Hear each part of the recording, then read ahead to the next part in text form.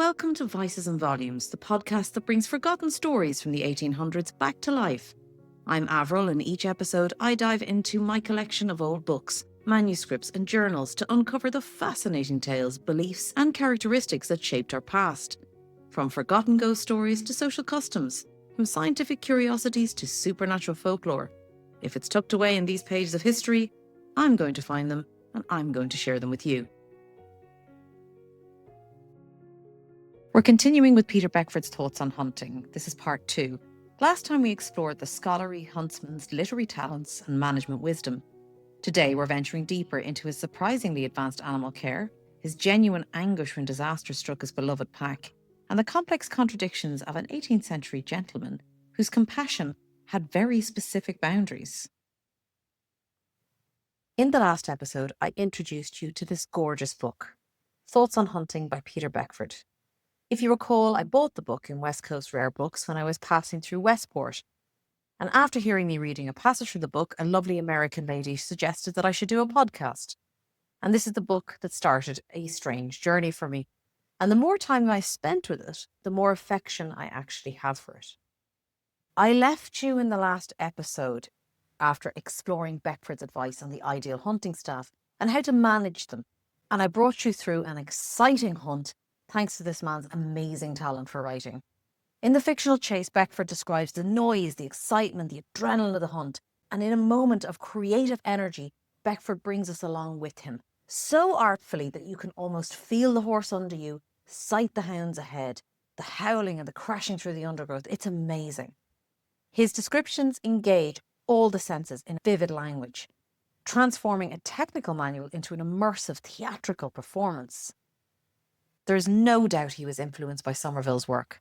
Beckford introduced great excitement with exclamations like, "Hark, they halloo!" and drives on the story, making us almost hold our breath.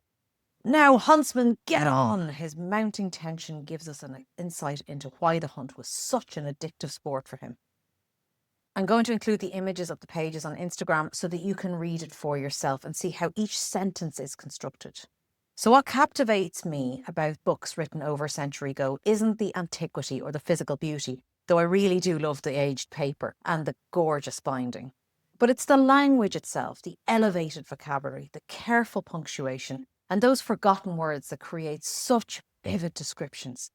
It has a melodic, artful quality that you just don't see in modern writing. And Thoughts on Hunting exemplifies this beauty. Beckford's use of punctuation seems to embody a slower, more measured pace of life than we experience today, bringing images of a quieter time with sunlit rooms, lush countryside to walk in, and time to stand, stop, and think. This resonates with me because anyone who knows me is aware that I am perpetually in a hurry, and as a result, I have a habit of speaking far too quickly. My father, the most wonderful man, albeit the world's most spectacular interrupter, hence my speaking pace, once said to me, "Slow down, I can't understand you. You're speaking too fast." To which I replied, "Then listen quicker." You can just picture the bewildered expression as my mother was shaking with laughter on the opposite side of the table. Beckford uses words and phraseology that are long forgotten now. Words like porringer, which was a small bowl for porridge, and uses this in the context of making a witty point about the impracticality of writing hunting manual in verse, saying that in the time it would take him to find a rhyme for a difficult word like porringer, he could be done. Despite all his artistic language, Beckford was a man of practicalities and method. This was a book for the nobleman, a person of privilege and means, guiding them on how to ensure the best from their very upper-class pastime.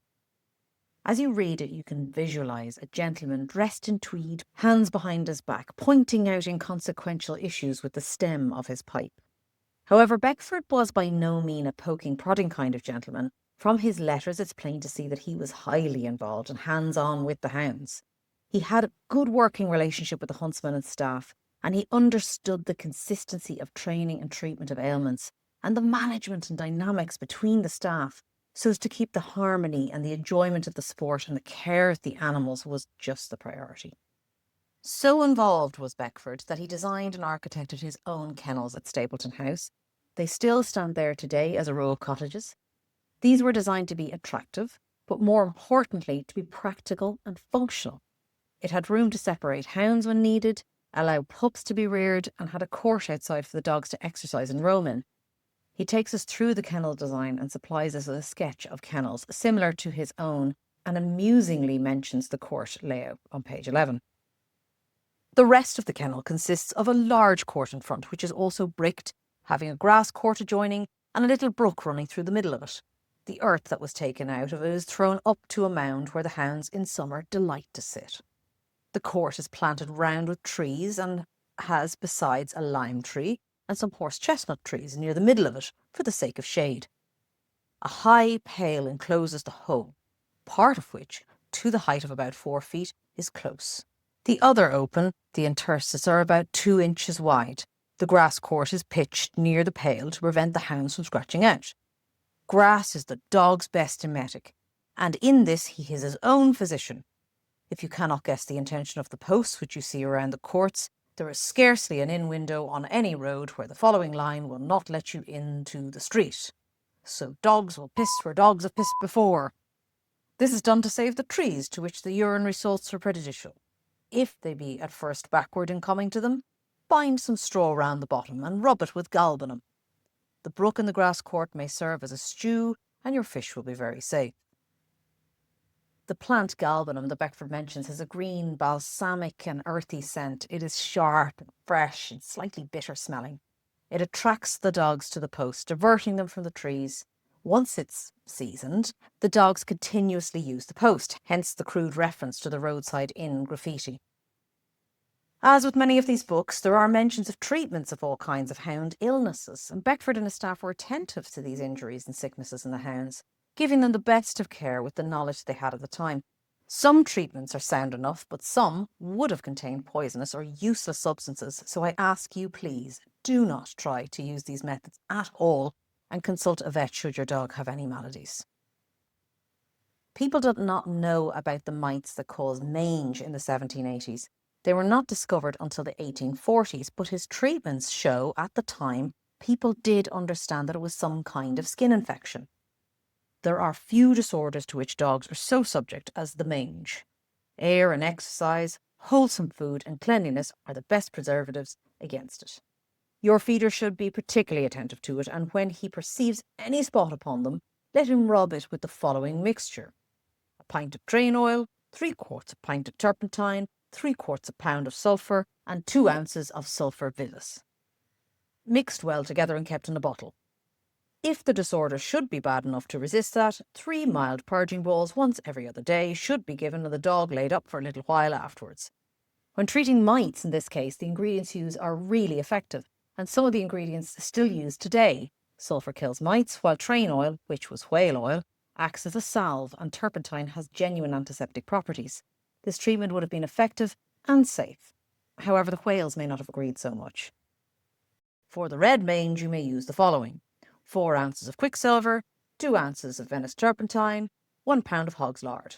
The quicksilver and turpentine are to be rubbed together until globules disappear, then you may apply it. You must rub an ounce once a day upon the affected part for 3 days successively. This is to be used when the hair comes off or any redness appears. In the 18th century, there was limited medical knowledge, and most treatments either worked well through trial and error or it was snake oil. However, just because it worked does not mean it was safe. Since red mange was more aggressive, the harder to shift, it required more aggressive remedy. This is where things get effective, but also toxic. Quicksilver is liquid mercury, which is poisonous, and this was mixed with Venice turpentine, which was a more refined type of turpentine, when the hog's lard was used as a base to make it into a salve. This was rubbed directly onto the dog's skin for 3 consecutive days. Yes, it would kill the parasites, but it may very well kill the dog too.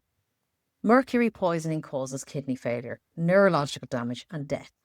Beckford had no idea that he was essentially playing Russian roulette with his hounds, and likely the staff caring for the dog too. They were most likely would not be wearing gloves, and rubber gloves weren't even invented until 1894. He recognised that the best prevention was done through air, exercise, wholesome food, and cleanliness. As this is the case with most animal care, he would not have known that mange was contagious, but he did recognise that confinement would have caused more cases. At the time, those treatments were cutting edge and would have been costly ingredients, particularly the train oil, and it again shows that Beckford was an educated, observant man working with the best of knowledge and willing to pour money into the best of care. But it also shows how much of the medicine was educated guesswork. There was a common belief that flushing out the system through giving the hound laxatives helped. However, this would have done nothing of value. In fact, it would have weakened the dog through dehydration. The difference between cure and poison was often luck. At the time, kennels had been suffering from a terrible virus called distemper. It had wiped out whole packs of dogs and was, in many cases, fatal. Related to human measles, it's still a risk today. However, thanks to vaccines, it's now under control. It affects the respiratory, gastrointestinal, and nervous systems with mortality rates of 50 to 90%, making it a constant worry for kennel owners. Naturally, Beckford covers this and shares his knowledge of what may help. The distemper that you inquire about, I believe, is the most fatal, the plague only accepted, that any animal is subjected to. Though not long known in this country, it is almost inconceivable what numbers have been destroyed by it in so short a period. Several hounds I can myself place into this mortifying count. It seems happily to be now on the decline, at least is less frequent and more mild, and probably in time may be entirely removed. The effects are too generally known to need any description of them here. I wish the remedies were known as well. A brother sportsman communicated to me a remedy from which he said his hounds had found great benefit. An ounce of Peruvian bark and a glass of port wine taken twice daily. It's not infallible, but in some stages of the disorder is certainly of use.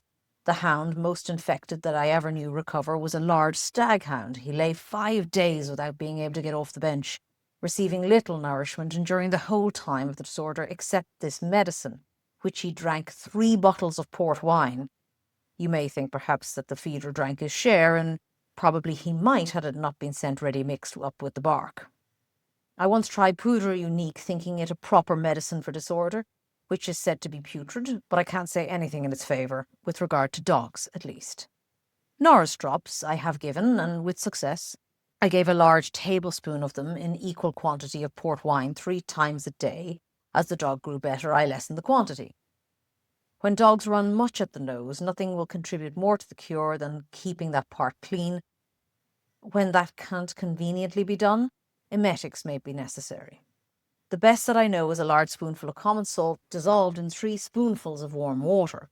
What Beckford and his contemporaries would not have known was that distemper is a virus. So many treatments would not have worked, but some treatments could help relieve the symptoms, and the right care would allow the immune system to be supported and allow the virus to run its course. Beckford is true in his early statement. I shall not think myself sufficiently justified in recommending such as have not been tried with success, and shares what he knows to work and also fail. The Peruvian bark and port wine would have relieved some of the symptoms. Peruvian bark contains quinine, which is an anti-malarial and anti-fever treatment. Combined with port, it would have been palatable, provided some sugars, and the alcohol may have had some antiseptic properties. Though by the sound of the volume taken, the huntsman may have benefited more than the hound. He admits that poudre unique had no effect. It was a popular medicine of the 18th century, however, its ingredients were often varied, unknown, and inconsistent. Norris drops, a patent medication, is something that we see time and time again in these texts. Again, these were often composed of varied ingredients, depending on when and where they were made. However, most of them contained opium, which would relieve a lot but not cure much. As soon as any of them refuse to feed, they are removed to another kennel. The door of the lodging room is left open to the day, and they are only shut up at night. Being out in the air is of great service to them. To such as are very bad, I give Norris drops. To others, emetics, while some only require to be better fed than ordinary, and need no remedy.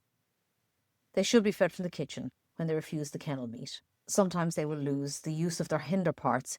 Bleeding them by cutting them at the last joint of the tail may perhaps be of service to them.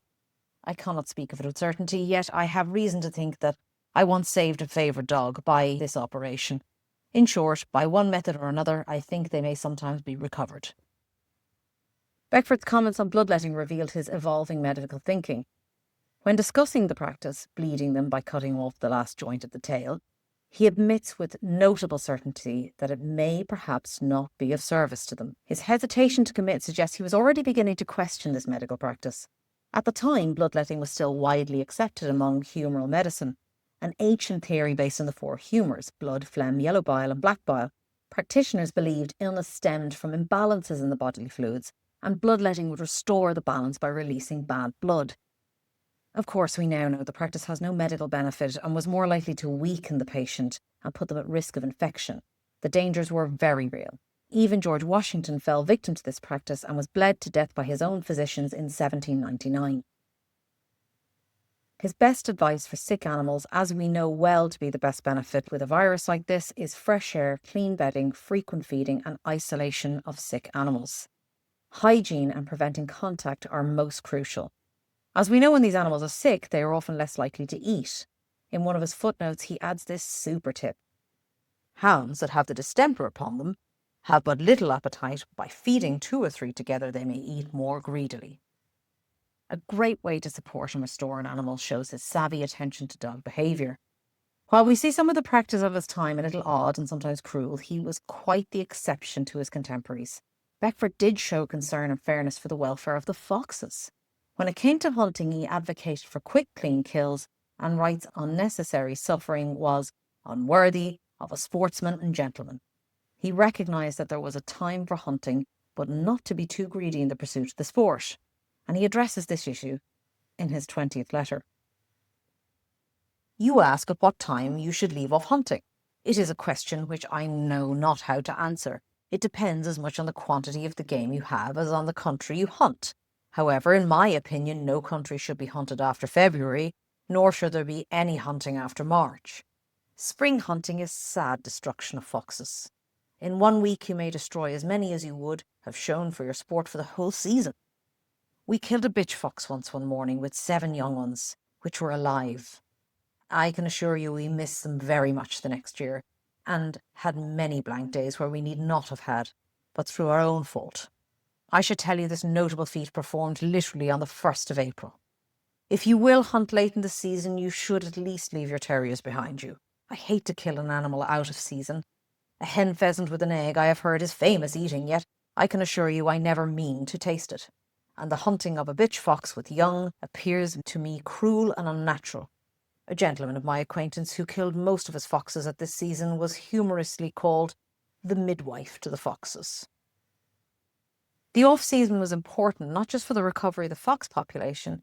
Beckford also saw the value in resting the horses. After a long and tiresome winter, surely the horse deserves some repose. Let him then enjoy his short-lived liberty, and as his feet are the parts which suffer most, turn him out into soft pasture. There are those who disapprove of grass, saying that when a horse is in good order, the turning him out undoes it all again. It certainly does, yet at the same time I believe that no horse can be fresh in his limbs or will last you long without it. Can standing in a hot stable do him any good? And can hard exercise, particularly in the summer, be of any advantage to him? Is it not soft ground and long rest that will be best to refresh his limbs, while the night air and the morning dews invigorate his body? Some never physic their hunters, only observing when they first take them up from grass to work them gently. Some turn out theirs all year. It's not unusual as such for the latter method or the physic the horses at grass. Then they are taken up, well fed, properly exercised to get them into the order. There they are turned out for a few hours every day. When they're not ridden, the pasture should be dry and should have but little grass. There they will stretch their limbs, cool their bodies, and take as much exercise as necessary for them. I have remarked that thus treated, they catch fewer colds and have the use of their limbs more freely and are less liable to lameness than other horses. I love this passage, having ridden most of my life myself. I see firsthand the fantastic benefit of horses getting a break in the pasture. This could not be more valuable for the hunter, as it allows the horse to put on weight and rest their muscles during the season where grass is most nutritious, and it gives them reserves for winter. Turning them out every day is also a huge benefit, as they're animals that are built to roam and graze, not stand in a 12-foot by 12-foot box. They are overall happier, calmer, and more contented animal for both the break and the day out roaming.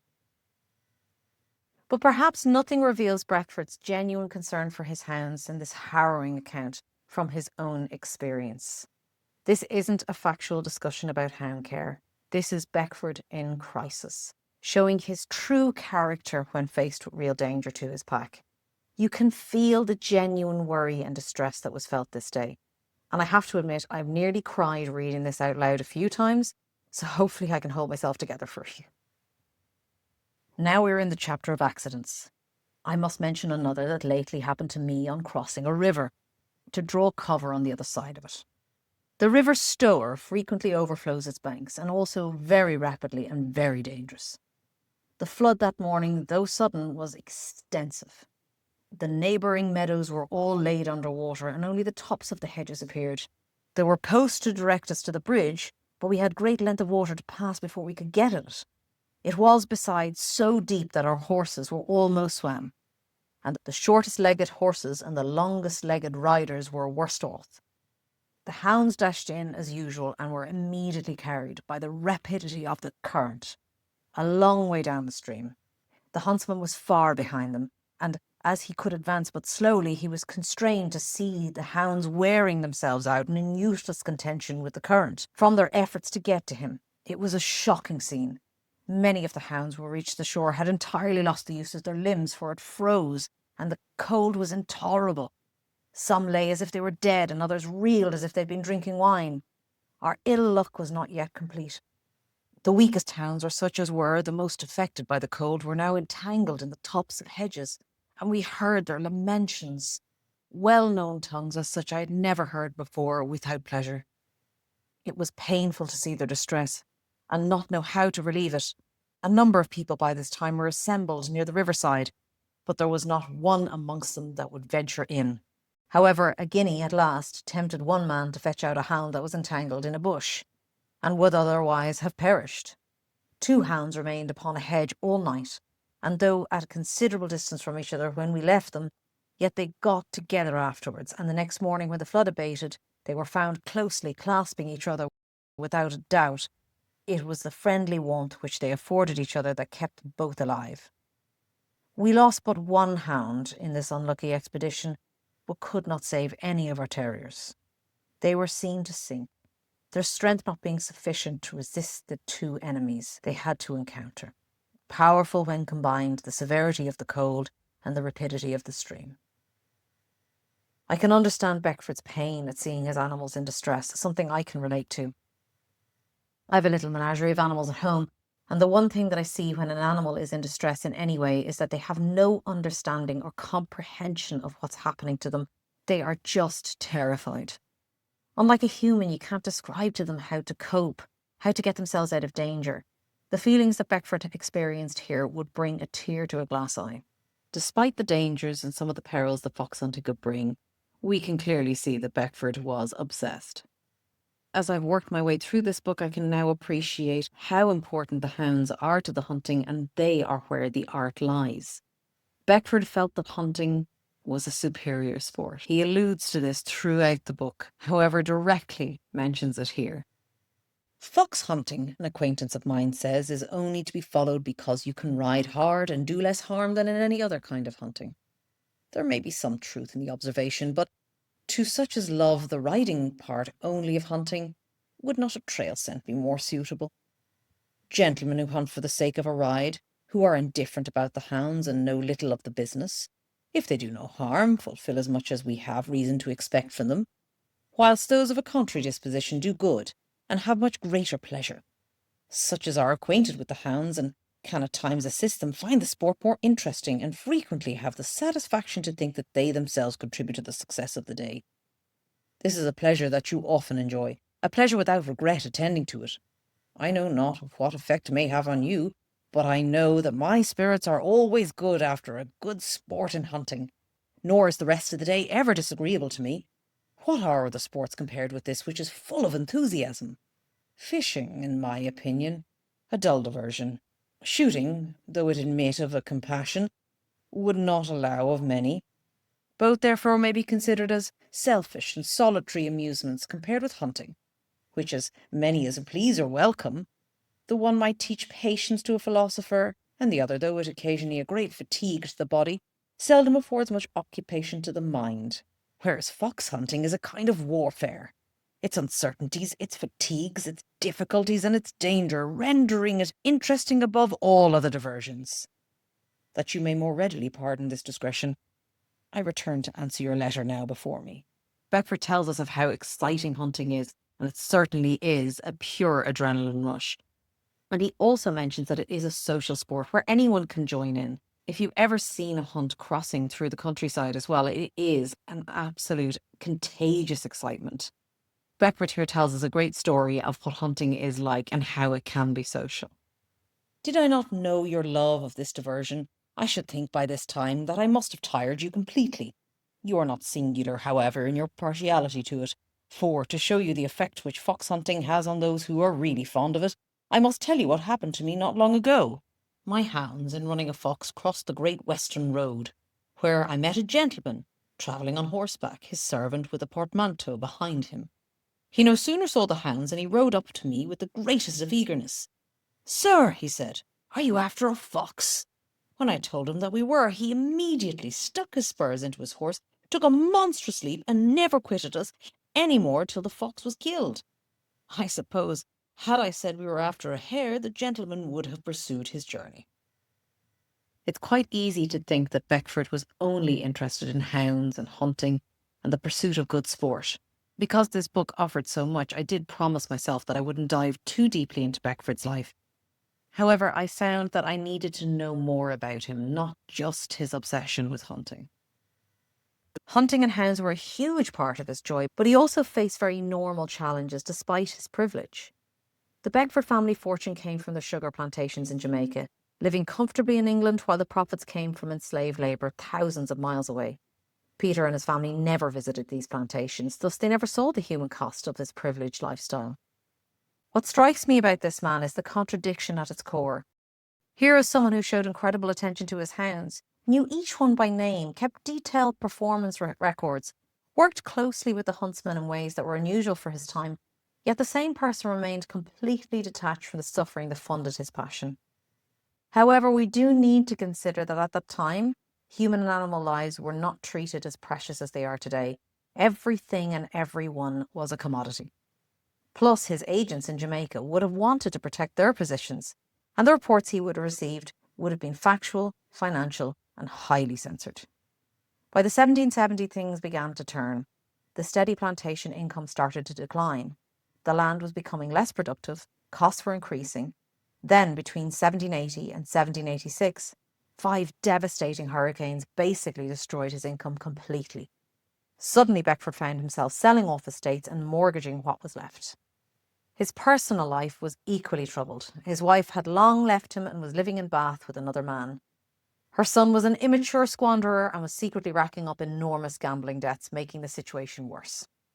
However, seemingly a man of kindness, he did take his wife Louisa to Italy when she developed tuberculosis, hoping the climate might help her recover. But she died there in 1791.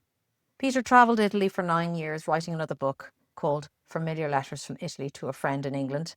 Yes, I did look this one up and I thought of buying it, but it was €800, so I passed.